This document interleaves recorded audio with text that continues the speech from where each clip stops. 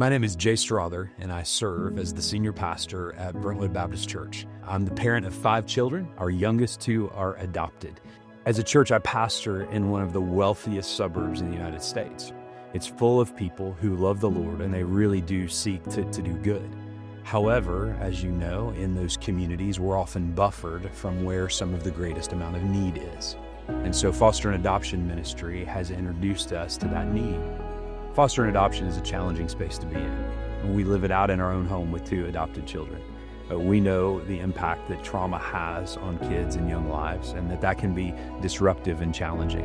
And so on one hand, as a pastor, you want your church to be a safe place. On the other hand, you recognize that ministry is messy and hard. So learning to live in that tension is so important. One of the things that we've had to teach our people, and we've had to learn personally ourselves in our own home, is that the key is faithfulness. That the outcomes are always up to God. Our job is to be faithful and consistent, and we have to trust Him.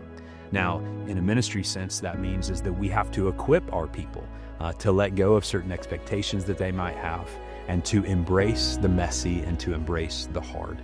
For instance, when you bring a large number of adoptive families and foster families into your church, you have to think about how that impacts the youth retreat, the Sunday school class, even disruptions that might happen during your worship gathering on a Sunday morning. So one of the elements and tools that we've used is the equipping of our leaders so that they're aware how to respond in those situations out of grace and mercy, and instead of out of frustration and discouragement. It's a constant tension and a battle, but everything that's worth doing in the kingdom is a constant tension and battle. I remind people often that the 2 conduits for the gospel are the church and the home.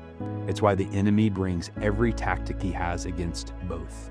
And so many churches begin down this road, recognizing that bringing these kids into loving homes and loving churches, it's going to be difficult and hard.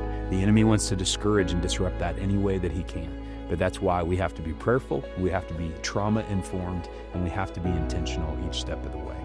One of my favorite recent stories is that we talk often in our church about gospel conversations. One of the best places to have those is on an airplane. So it wasn't too long ago, I was headed out to California, and I sat down in the seat right between a lady on the window and a guy on the aisle. After a conversation, I'm always trying to strike up some small talk as a pastor.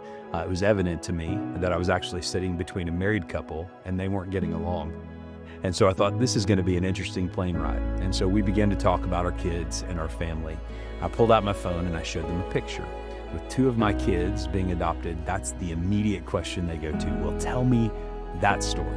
And so I had the opportunity with this husband and wife to tell them the story of how God brought these 2 beautiful children into our home and into our family. But at the end of that conversation, I said, everybody in that picture is adopted, because I wanted to make the point that we have all been brought into care by God, a loving Father who didn't have to, but who chose to make a way to get to us. It's become one of my favorite ways to share the gospel, is to simply show the picture of my family and to point out God's loving care and concern for us.